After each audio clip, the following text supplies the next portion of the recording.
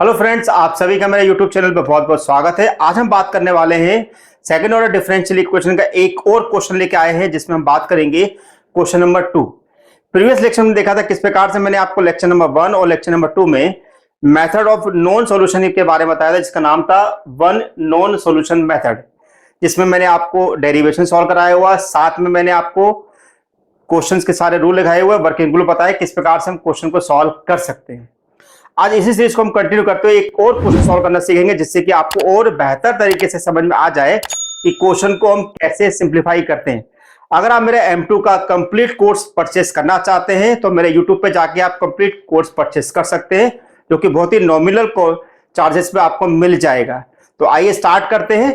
Question हमारे पास क्या है, x square d two y by d square minus x square plus two x d y by d x plus x plus two y equal to x q e to the power x. अब जैसे कि मैंने आपको बताया था कि जब भी अगर हमारे पास कोई भी इक्वेशन आएगी तो उस इक्वेशन के अंदर हमारे को सबसे पहले करना क्या है कि जो d two y by d square है उसका कोफिशिएंट मुझे 1 बना के चल रहा है। तो अब मेरे पास इक्वेशन में क्या करेंगे हम, दिस इज गिवन, हम एक्स स्क्वायर का डिवाइड कर देते हैं तो हमारी इक्वेशन आएगी this is d two y by d x square plus, जैसे ही मैं एक्स स्क्वायर का डिवाइड करूंगा माइनस साइन के अंदर मल्टीप्लाई करूंगा तो मिलेगा -1, then -2 upon x d y by d x plus, इधर डिवाइड करेंगे तो हमें कितना मिलेगा, this is 1 upon x plus 2 upon x square y equal to, यहां डिवाइड करेंगे तो हमें मिलेगा x e to the power x. अब जो हमने डिवाइड कर लिया है, डिवाइड करने के बाद जो भी d y by d x के साथ आता है उसको हम बोलते हैं यहां पर कैपिटल पी, वाई के साथ आता है उसको बोलते हैं हम कैपिटल क्यू, और इक्वल टू में जो आता है वो हमारा कहलाता है कैपिटल आर। तो हम क्या बोलेंगे, here capital P equal to -1, 2 upon x, q equal to 1 upon x, 2 upon x square, r equal to x e to the power x. अब हमारा काम यह है कि जो हमने आपको 6 रूल बताए थे, हमें part complementary part of CF चाहिए, तो उसमें हम यहां पर नियम लगा के देखेंगे कौन सा नियम हमारे पास अप्लाई हो रहा है। क्या 1 plus p plus q equal to 0 मिल रहा है, ध्यान सुनिएगा, वीडियो को बिल्कुल भी स्किप मत करिएगा। क्या 1 माइनस पी प्लस क्यू मिल रहा है या p plus q x equal to 0 मिल रहा है। तो हम यहां ट्राई करके देखते हैं। अगर आप ध्यान से देखो कि अगर मैं इसमें एक्स का मल्टीप्लाई कर दूं और इसके साथ ऐड कर दूं तो मेरी वैल्यू जो 0 बन जाएगी। तो अगर वैल्यू 0 बन रही है तो क्या करेंगे, now P plus q x equal to 0। आप सोच रहे होंगे भाई हमें कैसे पता चल रहा है, जब तक आपको नियम याद नहीं होंगे आपसे क्वेश्चन सॉल्व नहीं होंगे। लेक्चर नंबर 1 और लेक्चर नंबर 2 को देखना बिल्कुल ही मत भूलना, उसकी लिंक जो है डिस्क्रिप्शन बॉक्स में दी हुई है, तभी आपको ये क्वेश्चन सॉल्व करने में आसानी होगी, अदरवाइज आप इसको समझ नहीं कर पाएंगे, क्योंकि इन सब क्वेश्चन को सॉल्व करने का एक वर्किंग रूल है, वो वर्किंग रूल आपको आना बहुत जरूरी है। ओके, तो अब हमारे पास p प्लस क्यू एक्स करें तो क्या मिलेगा, -1 -2 upon x plus this is x, this is 1 upon x, this is 2 upon x square. तो हम क्या देखते हैं, -1 -2 अपॉन एक्स, एक्स का मल्टीप्लाई कर दो 1 प्लस 2 अपॉन एक्स, तो हमारे पास सारा कैंसिलेशन में हो रहा है, तो इक्वल टू मिल रहा है 0। तो therefore y1 equal to x is a part of CF। तो हमारे पास क्या होगा, ये हमारा पार्ट ऑफ CF होगा। अब हम मानेंगे इसका complete solution. Suppose the complete solution is क्या है कंप्लीट सॉल्यूशन बच्चों, this is y equal to v/1। हम क्या मानते हैं complete solution, y equal to v/1। अब इसमें नोन क्या है मेरे पास, y1, इसलिए इसको बोला गया वन नोन सॉल्यूशन। तो अब मेरे पास क्या लिखा गया, this is v into X. Now से this is equation number 2 where v is a function of x।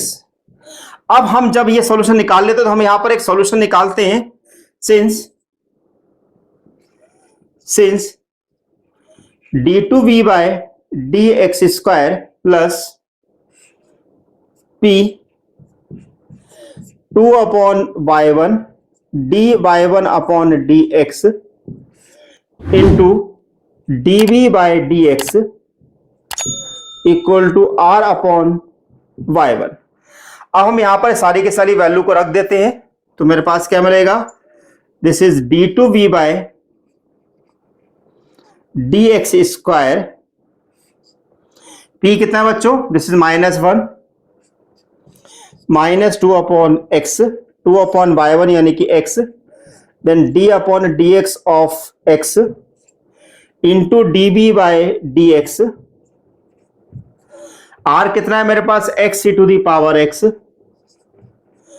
Upon x, x से x कैंसिल हुआ, तो मुझे क्या मिलेगा यहां पर, दिस इज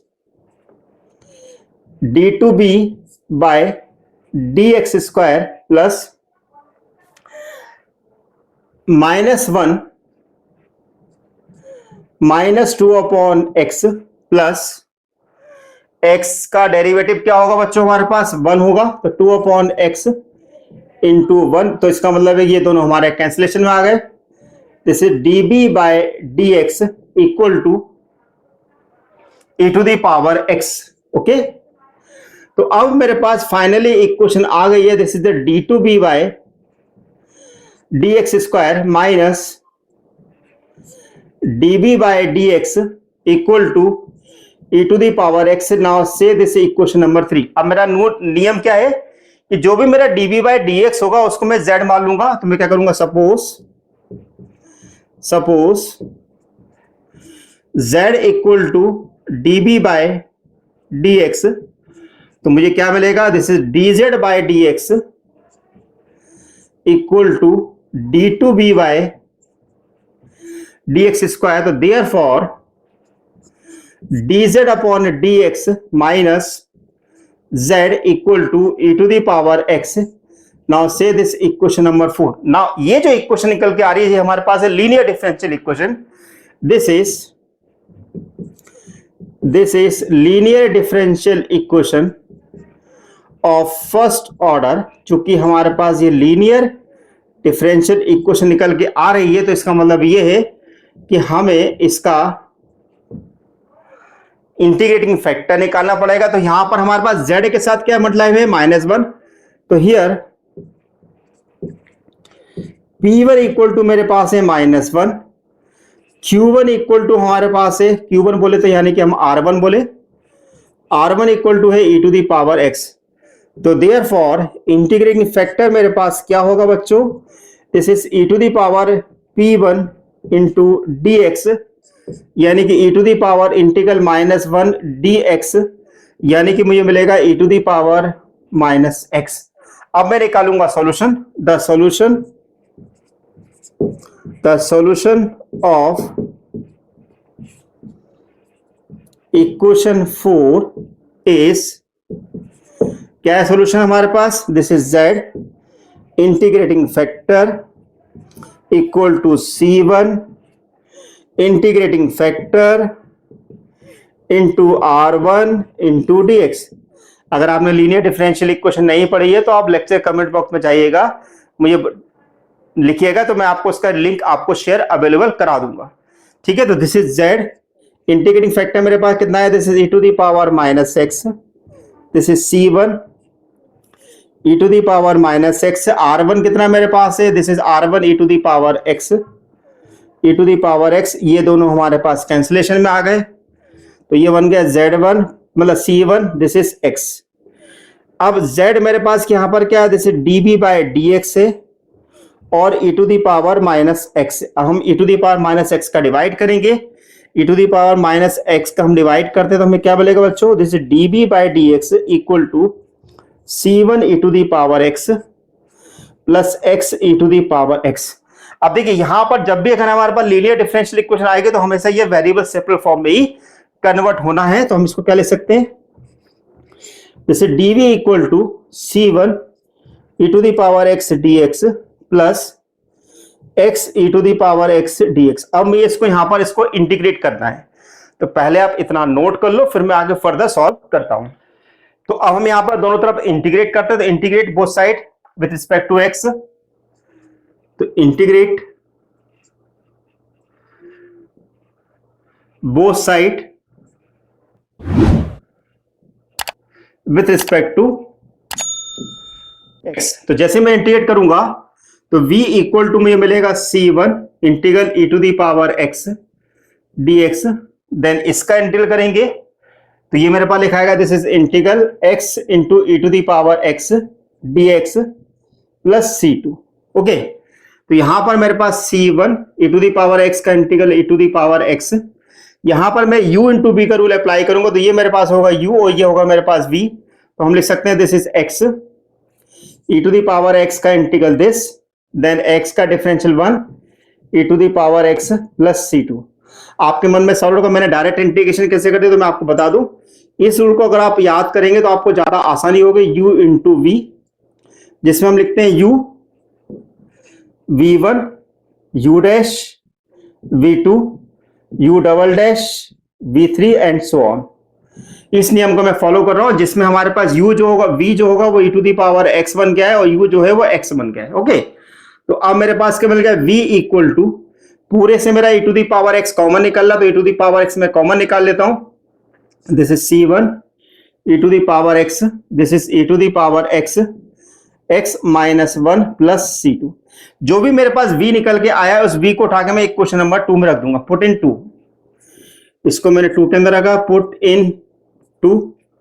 तो मेरे पास क्या मिलेगा बच्चों, this is y equal to in bracket c1 e to the power x plus e to the power x x minus 1 plus c2 into x। तो ये मेरे पास कंप्लीट सॉल्यूशन कहलाएगा। तो अगर हम इस प्रकार से हम क्वेश्चन को सॉल्व करते हैं तो क्वेश्चन बड़ी आसानी से सॉल्व हो जाएगा। ध्यान रखिएगा इन क्वेश्चन को सॉल्व करने का एक वर्किंग रूल होता है जो कि मैंने आपको लेक्चर नंबर 2 में बताया हुआ। उस वर्किंग रूल को आप जरूर ध्यान रखिएगा, बिना वर्किंग रूल को आप क्वेश्चन को सॉल्व करने में आपको परेशानी उठानी पड़ेगी। अपने फ्रेंड के साथ वीडियो को शेयर करिएगा। वीडियो अगर आपको अच्छा लगा है तो लाइक करना बिल्कुल भी नहीं भूलना है। अगर आप चैनल पहली बार आए हुए हैं तो चैनल को सब्सक्राइब और बेल आइकन को प्रेस कर देना, जैसे कि आपको मोर इंटरेस्टिंग वीडियो लेक्चर आपको इन फ्यूचर में मिलते रहे। साथ में आपको मैं इन क्वेश्चन के अलावा कुछ प्रैक्टिस प्रॉब्लम भी आपको शेयर कर रहा हूं, उन क्वेश्चन को आप सॉल्व कर सकते हैं जिससे कि आपको आसानी से क्वेश्चन एग्जाम में सॉल्व हो सके। तो थैंक यू फॉर वॉचिंग, मुझे डॉक्टर सोनेंद्र गुप्ता।